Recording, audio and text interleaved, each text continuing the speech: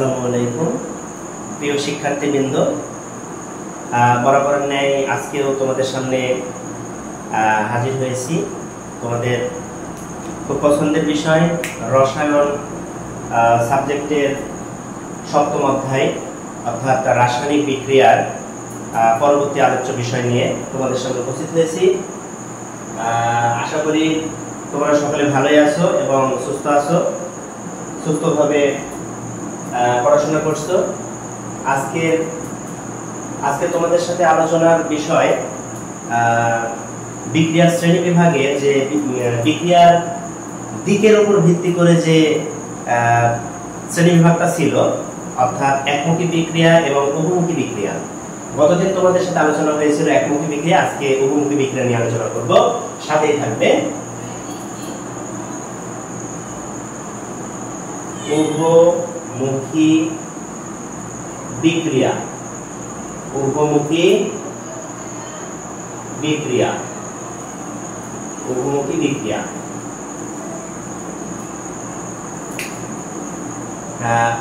উভমুখী বিক্রিয়ার সাথে প্রথমে তোমাদের একটু পরিচয় করিয়ে দিই।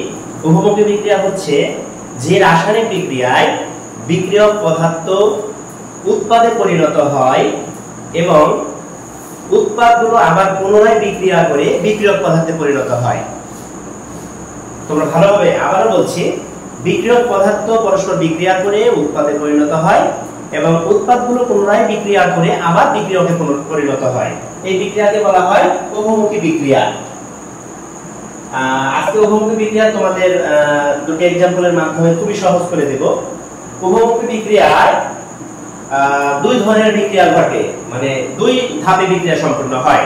তোমরা ইতিমধ্যে বুঝতে পেরেছো। উভমুখী বিক্রিয়ার প্রথম ধাপে যে বিক্রিয়াটা সম্পন্ন হয় সেই বিক্রিয়াকে বলা হয় সম্মুখমুখী বিক্রিয়া, আর পরবর্তীতে যে বিক্রিয়া সংঘটিত হয় দ্বিতীয় ধাপে সেটি হচ্ছে পশ্চাৎমুখী বিক্রিয়া। যেমন তোমরা ধরো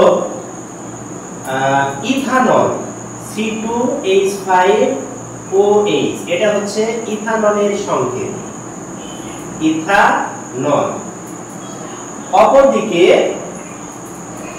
অ্যাসিটিক অ্যাসিড CH3COOH, এটাকে বলা হয় অ্যাসিটিক অ্যাসিড, অ্যাসিটিক অ্যাসিড। তাহলে ইথানল এবং অ্যাসিটিক অ্যাসিড এই দুটি বিক্রিয়ক হাইড্রোক্লোরিক অ্যাসিডের উপস্থিতিতে পরস্পর বিক্রিয়া করে ইথাইল অ্যাসিটেট অর্থাৎ C2H3COOC2H5, এটাকে বলা হয় ইথাইল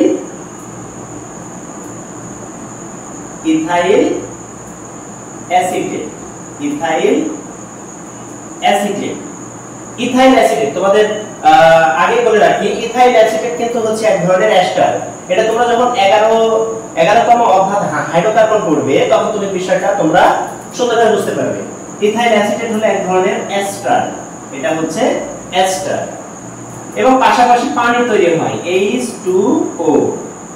তাহলে দেখো বন্ধুরা, উভমুখী বিক্রিয়া হচ্ছে যে রাসায়নিক বিক্রিয়ায় বিক্রিয়ক পদার্থ পরস্পর বিক্রিয়া করে উৎপাদে পরিণত হয় এবং উৎপাদগুলো পুনরায় বিক্রিয়া করে বিক্রিয়কে পরিণত হয়।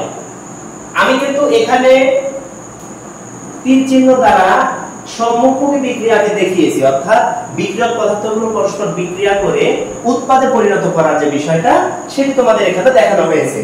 এখন যেহেতু বিক্রিয়ক পদার্থ উৎপাদ তৈরি করার পর উৎপাদগুলো আবার পুনরায় পরস্পরের সাথে বিক্রিয়া করে পুনরায় বিক্রিয়কে রূপান্তরিত হবে, সেহেতু আমরা এটাকে পশ্চাৎমুখী যে বিক্রিয়া তোমাদের বলেছি, পশ্চাৎমুখী বিক্রিয়া পেছনের দিকে এই বিক্রিয়াটাকে তোমরা এই বিপরীতমুখী অর্ধ তীর চিহ্ন দ্বারা প্রকাশ করবে। অর্ধ তীর চিহ্ন কি স্যার তোমাদের প্রশ্ন থাকতে পারে, স্যার অর্ধ তীর চিহ্ন কেন বলছেন? দেখো, উভমুখী বিক্রিয়ায় প্রথম তীর চিহ্নটা যদি পূর্ণ তীর হয় তাহলে উপরে এবং নিচে এটা হচ্ছে পূর্ণ তীর, যেহেতু এটা একমুখী বিক্রিয়ার ক্ষেত্রে প্রযোজ্য।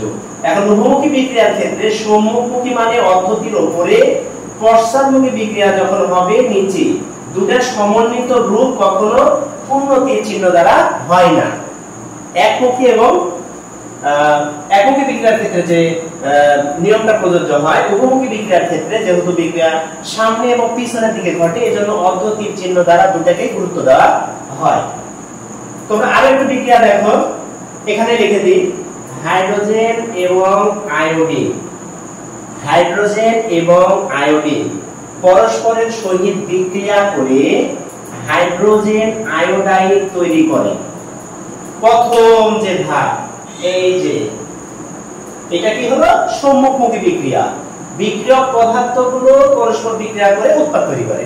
এবার উৎপাদটা কি হবে, পুনরায় কিসে পরিণত হবে, বিক্রিয়কে পরিণত হবে। এই যে নিচের তীর চিহ্ন দ্বারা পশ্চাৎমুখী বিক্রিয়া, অর্থাৎ পেছনের দিকে সংঘটিত হওয়ার বিক্রিয়া।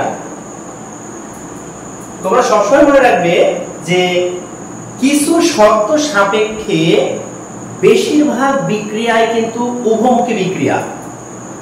এখন তাহলে প্রশ্ন জানতে পারে তোমাদের, তো উভমুখী বিক্রিয়া তাহলে একমুখী বেশিরভাগই তো স্যার আমরা কেমিস্ট্রি বই খুললে একমুখী বিক্রিয়া দেখি, তাহলে একমুখী কেন?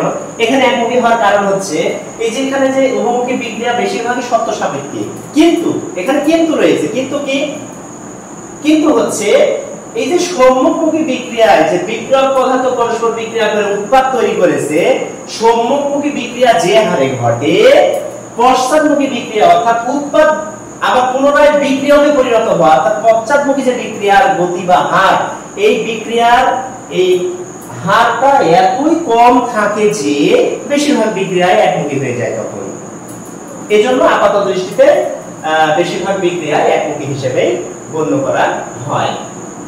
যার কাছে তোমাদের এই পর্যন্তই। আশা করি উভমুখী বিক্রিয়া নিয়ে তোমাদের কোনো সমস্যা থাকবে না। যদি সমস্যা থাকে, কোথাও বুঝতে না পারো, আমাকে অবশ্যই কমেন্ট বক্সে জানাবে। ধন্যবাদ। সকলে ভালো থাকবে এবং সুন্দরভাবে পড়াশোনা করবে। আসসালামু আলাইকুম।